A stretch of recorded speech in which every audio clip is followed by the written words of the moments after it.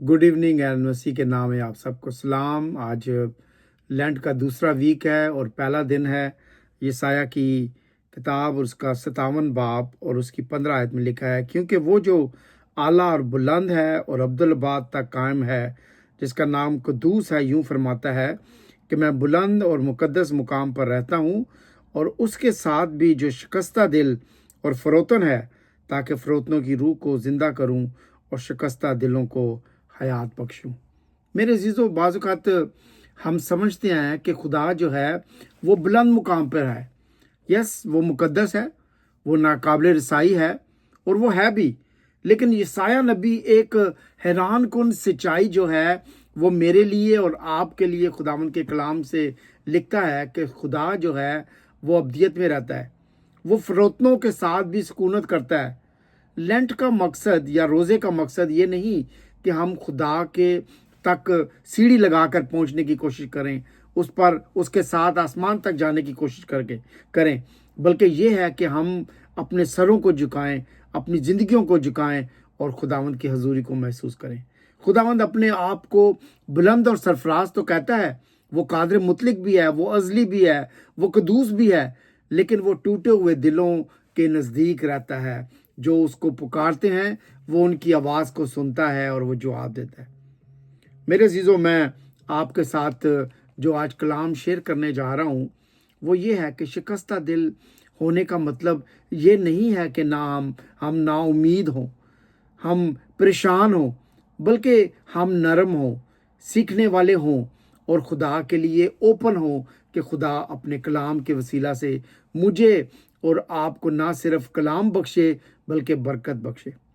फरोतनी जो है वो हमें ताजगी बख्शती है। खुदा गुरूर का मुकाबला करता है मगर फरोतनी के लिए करीब आता है। बड़ी खूबसूरत आयत है। खुदा की पाकीज़गी उसे फरोतनों से दूर नहीं करती बल्कि उनके करीब लेकर जाती है। बाइबल के अंदर हम देखते हैं बादशाह जो इज़ाया था, वो बड़ा मगरूर बादशाह था, लेकिन वो गिरा। तवारीख की किताब में हम पढ़ते हैं। लेकिन लूका की इंजील में हम देखते हैं कि एक मासूल लेने वाला था और जब वो खुदा के पास आया, उसने अपने गुनाह का इकरार किया, तो क्या हुआ? वो रास्तबाज ठहरा और रास्तबाज होकर अपने घर गया।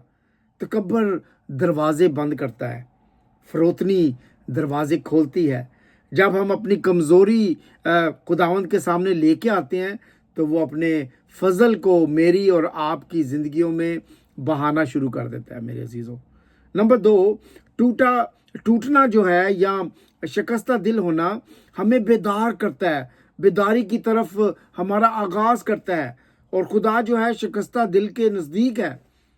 हम यशायाह बादशाह के ज़माने में देखते हैं कि जब पूरी कौम ने तौबा की, दूसरा सलातीन के अंदर हम पढ़ते हैं 22 बाब में, तो रूहानी बेदारी हुई। हमें तौबा करनी है दिल के साथ, as a family, as a personal और एज ए चर्च।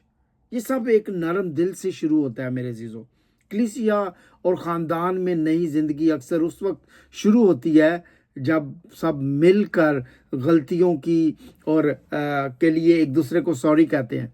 जब हम बेदार होना चाहते हैं तो वी हैव टू से आई एम सॉरी, मेरे से ये गलती हुई है।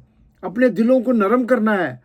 और नंबर 3 जो पॉइंट मैं आपके साथ शेयर करना चाहता हूँ वो ये है कि खुदा की हजूरी वो बहाल करती है जो गुनाह हमसे छीन लेता है।